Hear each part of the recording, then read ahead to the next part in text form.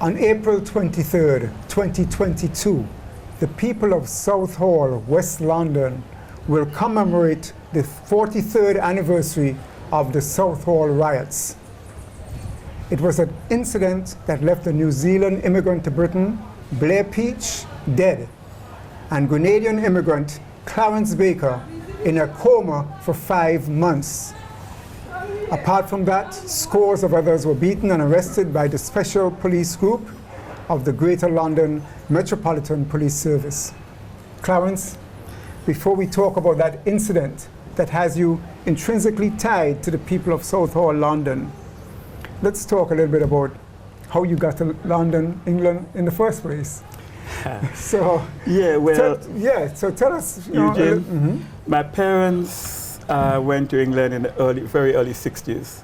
They're among the first generation of Caribbean people that have settled in the Caribbean, in London. And of course, like most Caribbean parents at that time, they worked hard. They went through all the racist attacks, and it was not easy. They went through a time where even renting a place to live was difficult, where the song was no Irish, no dogs, no blacks, you know? But they worked hard, and within a few years they bought their own home and then sent for the children. That's how myself and my sisters and my brother ended up in England. By 1968, we arrived in London. How old were you? I was 11 years old. I just finished my 11 plus in Grenada.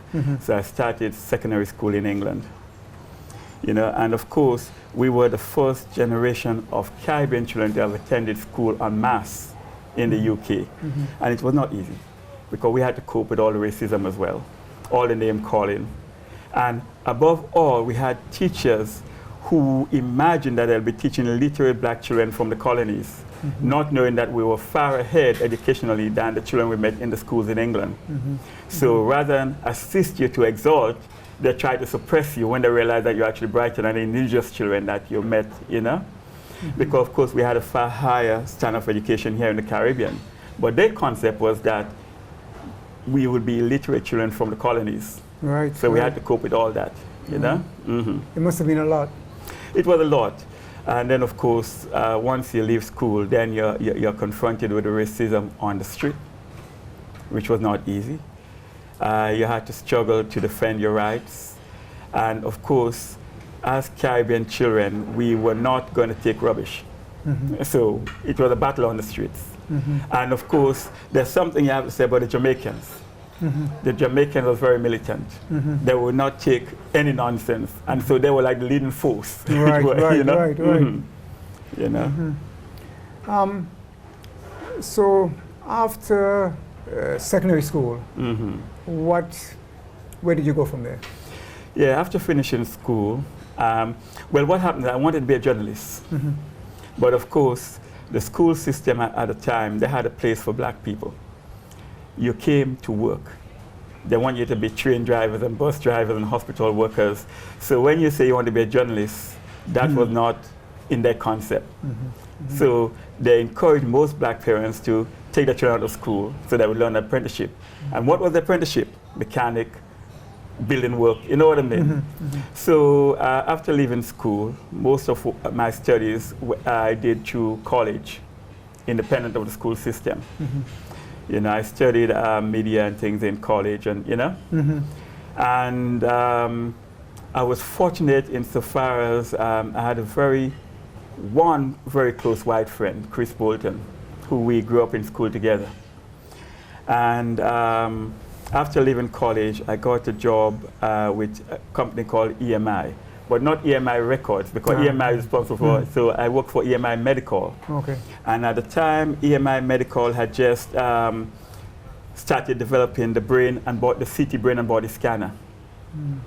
Now, the CT brain and scanner was invented by Nuclear Enterprise, but EMI was responsible for developing it and selling it, marketing it.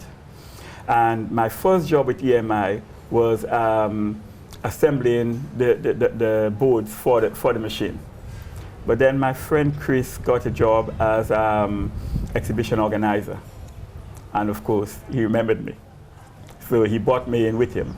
So it was me and him basically marketing the brain and body scanner worldwide throughout South America, Africa, Asia, worldwide. You know? So you got to travel a lot. Yeah, we got to travel. So for the next few years, I spent most of my life traveling around the world promoting that machine.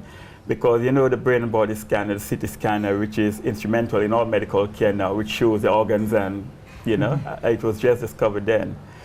And I remember being in Brazil. I went to South America for 6 months. And at the time, Pinochet had just overthrew Allende. And the British government and the American government was trying to promote Pinochet because they were totally against Allende. So they had the World Medical Congress in Pinochet's office. And so we had this exhibition in Pinochet, and seminar in Pinochet's office. So I would see Pinochet every morning, you know.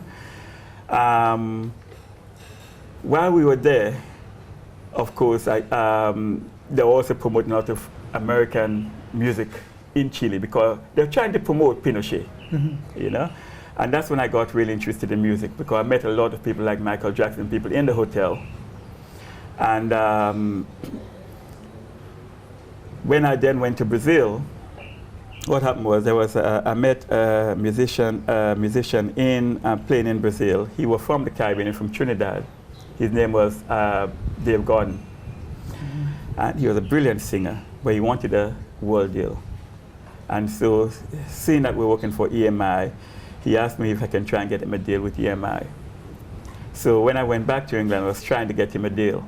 But then there was a young... With EMI, the music company now? Yeah, EMI, the music company now. Because although I work for the medical branch, my father worked for the music company. He was a technician there. So they're all part of the same company? Yeah, part of it's the same company, but different brand, divisions. You know? And as I was trying to get him a deal, there was a young group of musicians who we went to school with. The band was called Mystic at the time.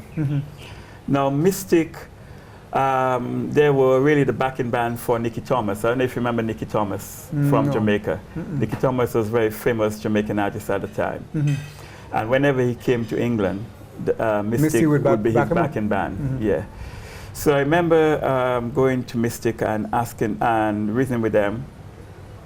And I took on the management of Mystic.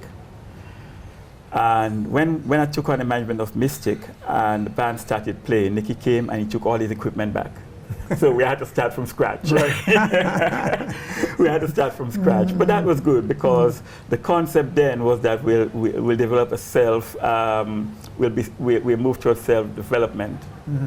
And the whole concept of self-development came about from the concept that I had with Maurice Bishop even before the revolution in '79, you know?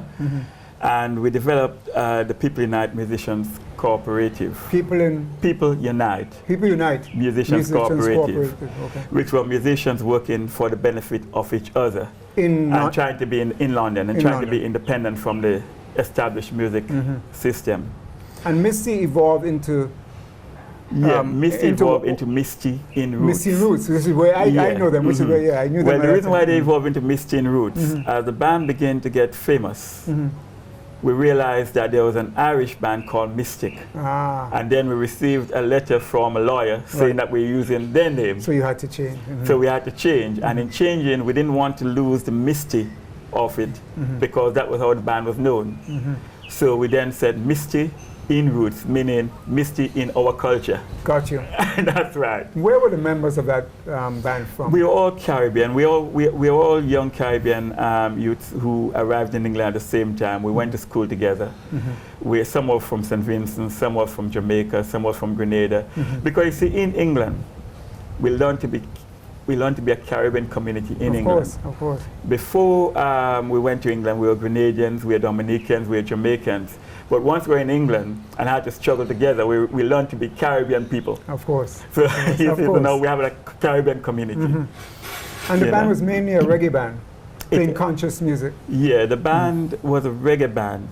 And the reason why the band is so rootical is because the band, as I said to you, the band learned the trade from back in Nicky Thomas. He used to come from Jamaica with all the new Jamaican concepts. And so the band became one of the most rootical reggae band in England. And this was happening at the same time with people like Steel Pulse and Aswad and those Yeah. groups of those, is that of the That's same right. period? Mm-hmm. Yes, so Steel Pulse and Aswad and Misty became the three biggest reggae bands in the UK. Mm-hmm. And you were managing Misty. I imagine Misty and Roots. Mm-hmm. Now, Misty and Roots took a different line because Steel Pulse signed a major deal. Right. Aswad signed a major deal with Right. Island Records. Right. But Misty held out because we wanted to do it ourselves. But the amazing thing about Misty is that Misty started attracting huge crowds throughout Europe, playing all the big festivals before we even put a record out. So we were so popular as a live band. And the reason for that is because we were involved with the Rock Against Racism movement. Now, the Rock Against Racism movement were built, came about because of a struggle, musicians struggle against racism. People like Townsend, 999, Sham 69, and all those big white bands. And so Misty became an intricate part of that movement. And so Misty were playing all the universities, all the colleges, and then we started doing all the big festivals in Europe before we even have a record out. So we're doing things back to front because most bands had to have records out and you know what I mean? And so by 1979, what happened was we were invited to play a festival in Belgium. And at that time, we had just released our first single, 6-1 Penny, 6-1 Penny, and Oh Wicked Man as the other side of it. And those, that single took off quite well. But then we were invited to play a festival in Belgium called Rock Against Racism. No, the Counter Eurovision. Oh, okay. The Counter the Counter Eurovision. Okay, okay. Because it was set up by a bunch of socialist people who was fighting against the Eurovision Song Contest, which was proclaimed to be a bourgeoisie setup. And it was a massive festival, and all the radical bands were invited. But while we were there, the organization recorded the event live, and we had an immaculate recording because Misty stole the show there, and Misty was huge, became huge, you know. And so the spreading of that live recording. Yes. Yeah. So what happened was the organization asked us for the rights to release the album in Belgium. So we gave them the right to release the album in Belgium while we had the rights for the world. And so here we were now releasing our first album live at the Counter Eurovision, which basically took off. And it reached number 35 in the British music chart. And it just, there was a radio DJ called John Peel. Maybe it's radio DJ John Peel. He loved the album, and so he started pushing it. We started doing lots of live recordings with him. And John Peel had a worldwide following, so he just spread the album worldwide. And that album it became the best-selling reggae album of all times. I think that's when I became familiar with Misty and Roots. I was in Boston at the time. That's right, the live at Counter Eurovision, It became the best-selling reggae, live reggae album at all time. And that album basically established us. We were able to pay the band a regular fee. You know what I mean? Because the album was selling well, and it was on our label, so we had full control of it. You know? So tell me then, you're the manager of Misty and Roots, and I know you're involved in the community in London, the West Indian community.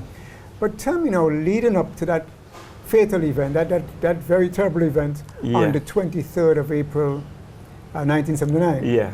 What were some of the things happening, you know, before this event took place? What are some of the things happening within the greater Western London, or just the whole community at that time before that day?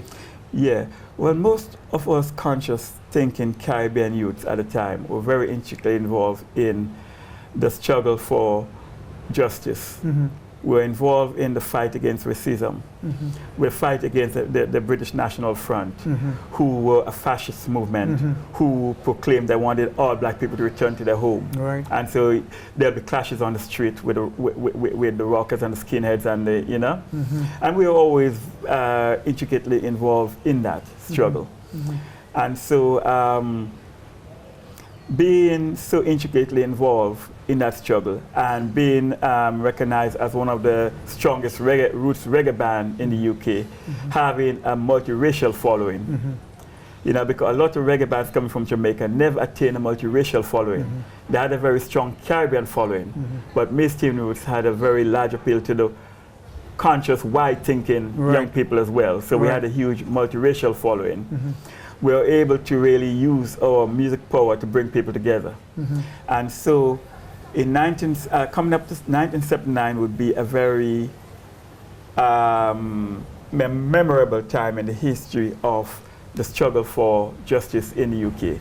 You had the struggles in North America, in South America, Nicaragua and places like that. You had the struggles in Ethiopia. You had the struggle for freedom in Southern Africa with the struggles in Zimbabwe and South Africa and things. And we're always intricately linked with that. You know, we were always working with the apartheid movement in South Africa, raising money and funds for the struggle. We were intricately involved with the struggle in Zimbabwe, raising money for the freedom struggle in Zimbabwe. And so by 1979, I remember we were touring in Europe at a time when the National Front, the election in England was coming up. That's going to be a critical election because Margaret Thatcher was really the most right-wing leader that England was ever going to have. And so the conscious thinking, left-wing socialist thinking people in England were virtually against Margaret Thatcher. And the National Front were really at a peak because they were pushing their racist ideologies. So when we returned from tour in 1979, we learned that the National Front was about to have a demonstration in our hometown Southall. But of course we had our musician cooperative in the heart of Southall, right next to the police station. And so we could not be involved in the struggle against the National Front. We were approached and we decided to open up a center as a first aid center and resource center for the people taking part in the protests against the National Front. Yeah, so the protest against the National Front was actually banned by the Labour government because Margaret Thatcher was not yet in power, which was ironical because the Labour Party was supposed to be a party which stand for justice, but they actually were allowing the National Front to come into a highly populated populated area. Because Southall is a lot of maybe Indians and Caribbean, Africans. That's right. All the indigenous English people had more or less moved out of Southall. So it was really a provocation. So what happened was the protest against the National Front became illegal, while the National Front was given the right to put, you know? Right. So on the day of the demonstration, Southall came under siege by what was the SPG. Now, SPG is the special patrol group of the police force. Okay. The SPG was set up to fight against black people because at that time black people were really at the forefront fighting against racism. So the SPG was set up as a police force to really tackle black people. A lot of young black kids were being arrested on the street, and there was a policy of criminalizing young black people. Not doing anything, you'll be walking the street, the police will stop you, you'll be arrested, you go to court, the police tell lies on you, you end up in prison. Basically. Was that the same period where they had this law, the SUS law, or was that before? Yeah, well, the SUS law will come in a little while after when Margaret Thatcher built upon what was established by the Labour Party. And what does SUS mean?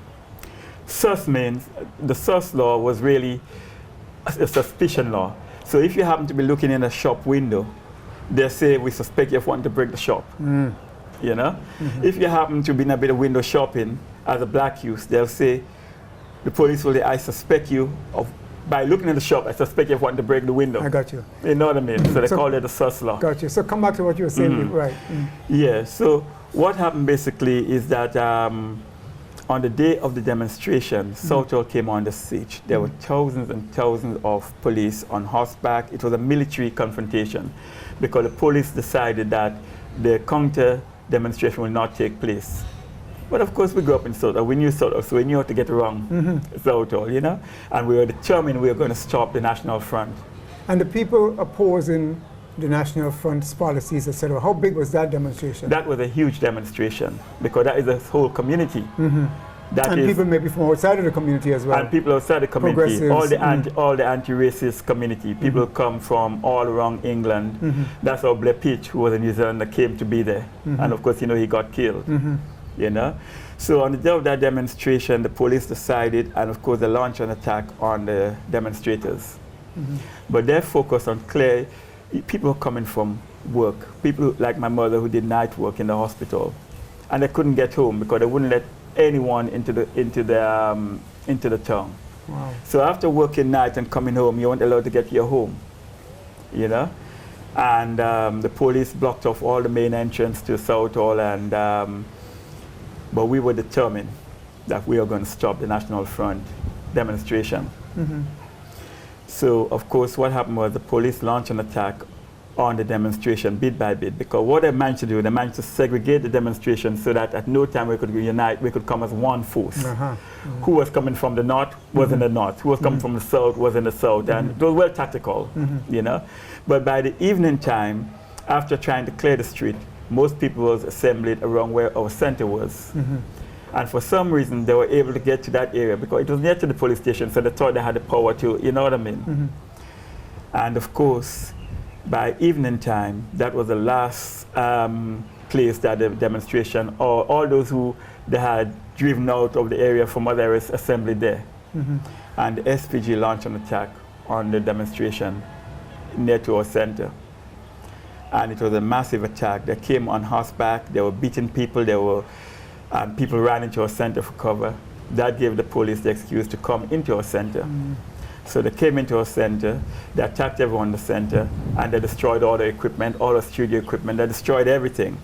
And of course, I remember being in the center, and the only thing I remembered at that time was the police saying, "Get that black bastard, he's a leader." Are you the leader of the band? They fell upon me, and I fell unconscious. And I remember in the police van going in and out of consciousness and vomiting quite. I didn't know why I was vomiting, but of course, when you have brain injury, you do vomit. I found out later on, when you have brain injury, you vomit quite a lot. So I come going in and out of consciousness in the police van. But what I did was, the people who they thought was leaders, they took miles away from Southall and the area into the police training camp in Edgware, where I was taken. And while we were in the police camp, they realized that I was pretty badly injured. They didn't want that. By that time, Blair Peach had been killed, and they knew that there was going to be an uproar. So they didn't want me to die on their hand.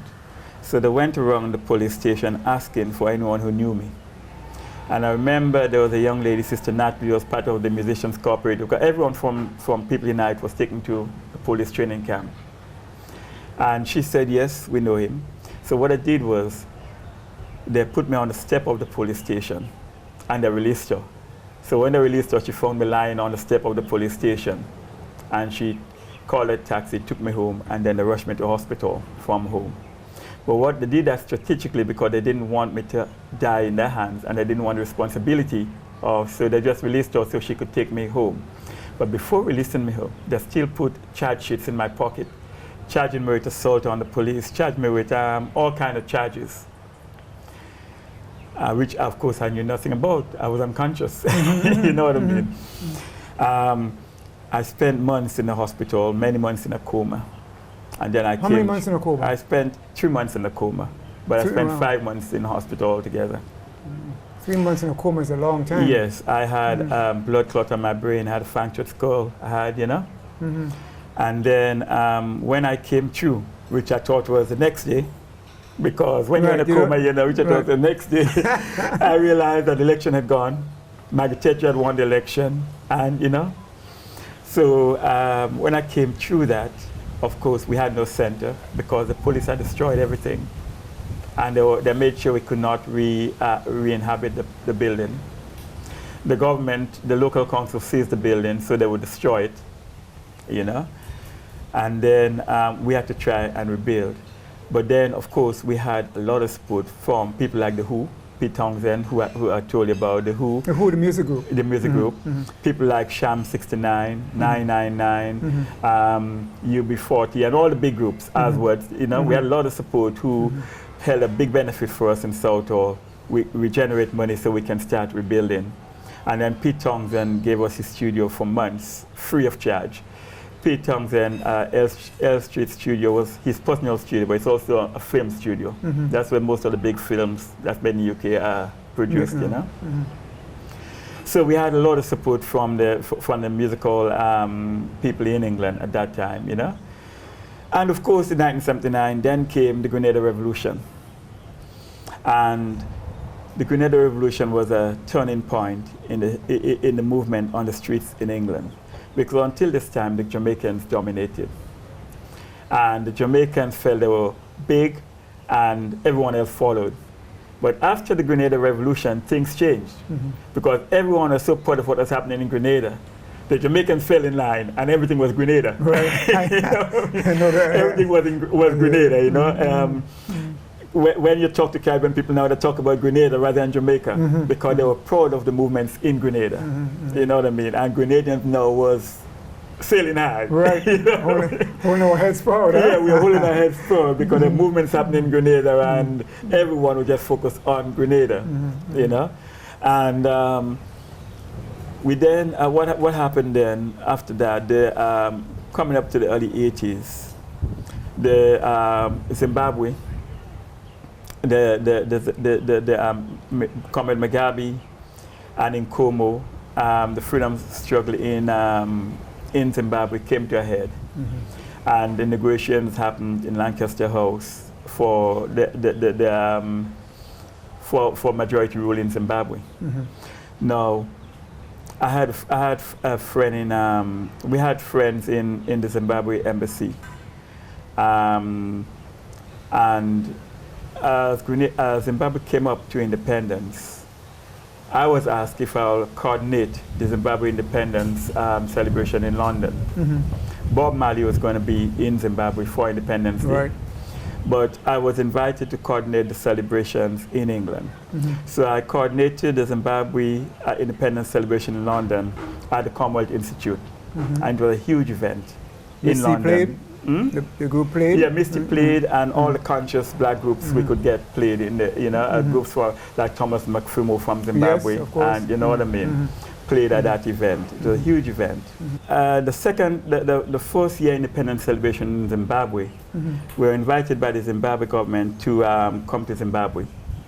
Now, being government, they didn't know much about organizing musical events. Yeah. So I tell you, what happened was the Zimbabwe embassy gave me, being impressed with what I did during the Independence Night celebration in England, they gave me $20,000 US and asked me if I will coordinate bringing the band over to Zimbabwe. We went over to Zimbabwe and we did the independence celebration.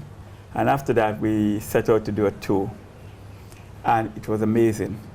The first concert we did was like 50,000 people in the stadium. Huge, you know, people could not get in. We did Harare, then we went to Bulawayo, and the same thing happened. And we now had money. So we paid back the Zimbabwe government the $20,000 which they lent us. And we were trying to decide what to do with the money we had because we didn't want to take money out of Zimbabwe because Zimbabwe was now, you know. So we decided to invest in a farm. And we went to Mutari, which is on the Mozambique border, and we bought this massive, we bought this massive farm, 150 acres. The white man was running at the time, so they're selling the farms out. We bought 150 acres with houses and tractors and everything well equipped. But what happened now that we had the money and people saw us investing in the farm, corruption began to creep in. The same government ministers who told us we could have everything for free now demanded that we should pay them a whole heap of money for accommodation and things where we were staying because they wanted a share in the money. They didn't organize the event, and we were spending money. We were buying properties, and you know, corruption began to creep in. So the government, knowing that we had invested the money in the farm, some of the ministers demanded a huge sum of money for the accommodation and things like that. They put us on the spot. They said, you cannot leave the hotel until you pay us, because we'll arrest you. But you cannot stay in the hotel until you pay us, because you haven't paid us. You know what I mean? So what happened in the end? Well, listen, it was terrible, you know, because I remember walking through Harare, wondering what I would do, because I had the whole group, 15 of us in Zimbabwe. We were stuck because we didn't have the money anymore. We invested the money in the farm. And Eugene, as I was walking through Harare, I remember tears just came to my eyes. You know when tension builds up in your head and you can't control it? These tears just came, man, and I couldn't control the crying because I didn't know what to do, you know? And as I was walking through Harare, something told me that, funny enough, that wasn't so terrible because we know how to go to a white man who we struggled against all our time to get us out of Zimbabwe. Something told me, you know, there was this lawyer called Ellis. He was a white man, but he was a man who used to help us buy the farm and thing. So I went to him and I said to him, look, we have a problem. This is a situation. But at the time what happened was the British government had an agreement with the Zimbabwe government that the white minority would rule together with the Zimbabwe government for 10 years. So some of the key ministerial positions were held by the whites still at that time. And just so happened that the Minister of Interior was a white man. And of course, C. Ellis being a white man, they were friends. So I remember C. Ellis saying to me, after he spoke to his friend in the ministry, he said, go back to the hotel, pack your things, don't talk to anyone. Don't tell anyone what's going to happen. But at 6 o'clock in the evening, we'll send for you and we'll take you to the airport. Well, the minister called the airport and he said, open up all the borders, because the Zimbabwe government is good at closing borders because they learned from Smith. Because they learned how to close the borders quick, because that's how Smith kept. You know what I mean? He opened up the borders. We got to the airport. There were no flights on the plane except first class. They put us in first class. And they flew us out of Zimbabwe. But of course, what that meant was, once we left Zimbabwe, we were all concerned about going back to Zimbabwe after the way we were treated. And you lost your investment too, right? Yeah, we were all concerned about going back to Zimbabwe. But we left the young Zimbabwean kids who worked with us in Zimbabwe to manage the farm and have it as a collective. And the elder man we left in charge, he started telling us this is not working. Because what the young Zimbabwe guys were doing, rather than using the tractors and thing on the farm to be productive, they started selling off the equipment bit by bit because it could bring them quicker instant money. So we got fed up with it. In the end, the government took the farm and they turned the collective. So at least it still worked as a collective because they were possessing land anyhow. But basically, the band and you guys lost all your investment. We lost all our investment because we were concerned about going back to Zimbabwe at that time after the way we were treated. Of course. So we lost everything in Zimbabwe. One other question I have, back to the Southall riots. Two questions really. One, was anybody ever arrested for what happened to you?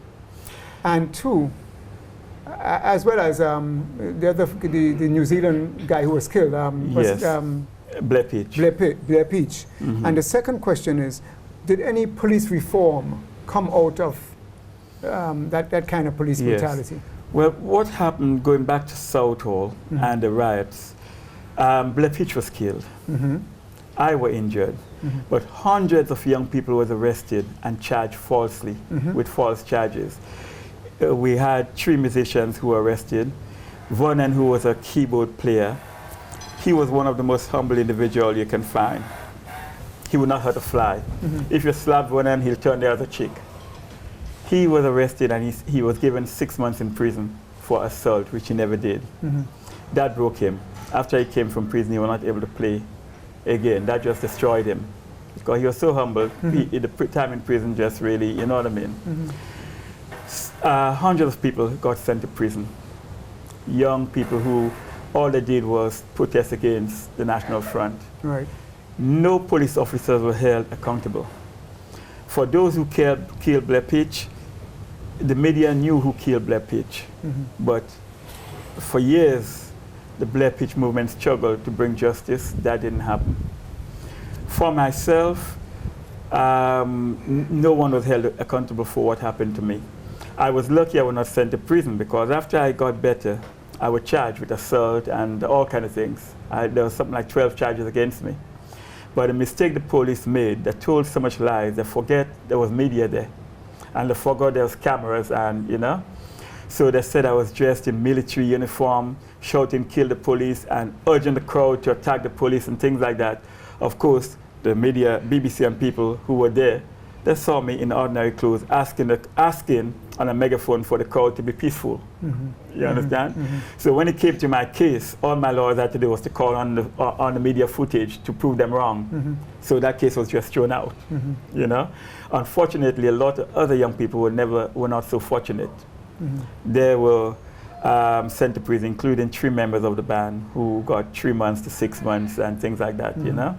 I know lately, though, within recent time, there was an acknowledgement from the Metropolitan Police that indeed, in fact, the police had killed in Peach. recent time, after 20 years, Yeah. 20 years of trying to hold the police accountable, the police agreed to what had happened. They had agreed to Blair Peach being killed by them.